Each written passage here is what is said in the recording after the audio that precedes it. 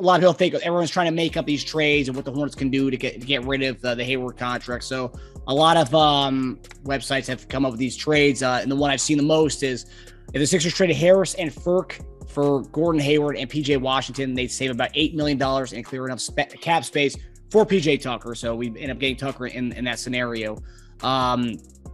So the question here is, would you guys rather have Hayward, PJ Tucker, and PJ Washington, or Harris and a mid-level exception player like Danuel House, if it came to that? It's a great question.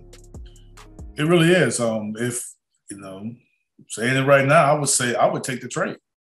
Yeah, I'll take the trade and PJ. We'll have two PJs, but we can figure that out.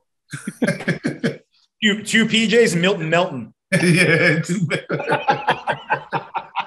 Again, good luck listening on the radio, man. Yeah. So it'll be Tucker in Washington. But yes, I would take that one.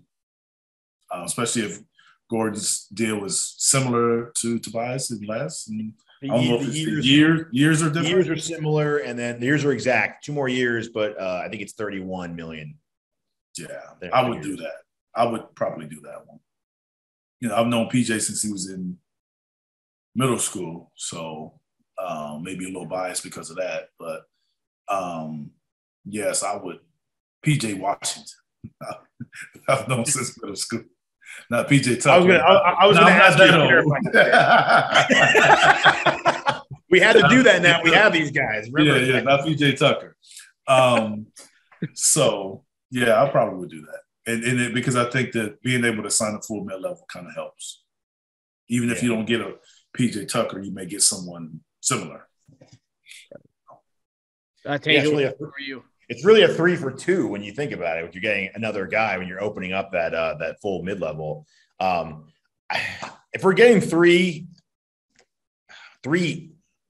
strong, big rotational players for our team, I think you do it. I think obviously Tobias is better than Hayward. There's no question there. He's way more healthy. I mean, Tobias has been an Ironman for us. For everything else said, not performing as well as he makes in the money department, he plays, man. He plays every time.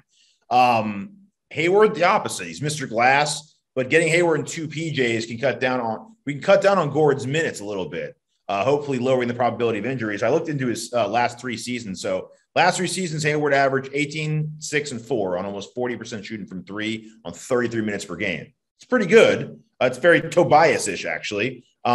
He played an average of 48 games per year those 3 years. 52 was his max. It's like early Joel. Now, if you look at the year before in Boston, he came off the bench and averaged 26 minutes. So they tried to limit his minutes in order to get him to play more. It worked. He played 72 games that year. Not a coincidence. But his points per game went down to almost 12. So somewhere in between there would be the happy medium. Give him 29 minutes a game, maybe get his games played to 65 and no injuries. But again, you add in Tucker, what he provides. You add in Washington, who's averaged 12 and 6 on 38 from 3 the last 3 years, his 3-year career. And the one thing about PJ Washington is I think that he's a guy that you could play with Joel a little bit, and you can play behind him. Yeah, you could. I can make a shot. So I that helps. We have a lot of different lineups to throw in there if you add PJ Gordon at that point. You could get very versatile lineups. But yeah, again, man, PJ, and Hayward with those rotations, and you got Stu going. Yeah. So as a starting 5, Harden, Maxey, and then Hayward at the 3, Tucker at the 4, Embiid at 5. Is that you guys go? That would be it, right? Tucker be the 4. I mean, you can start PJ Washington.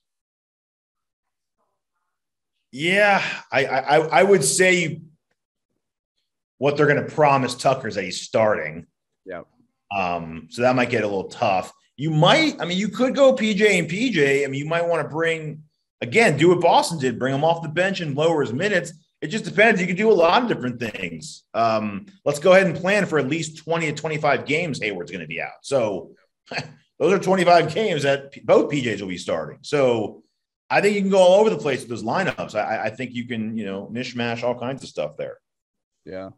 And that's a sexy bench with Melton, and Hayward. If Hayward came off the bench, And Matisse. And Matisse, yeah, that's 9 deep right there. That's nice.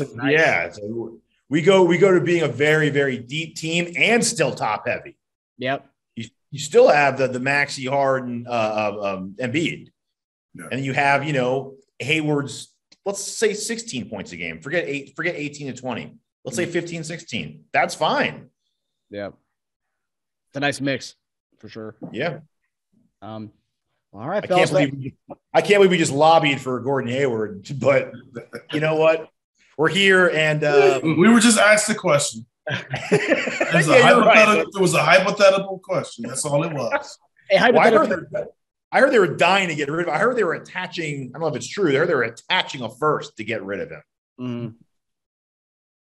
So I would definitely do that, right? PJ. Yeah, I'd rather have PJ Washington in the first, but yeah. Yeah, 100%.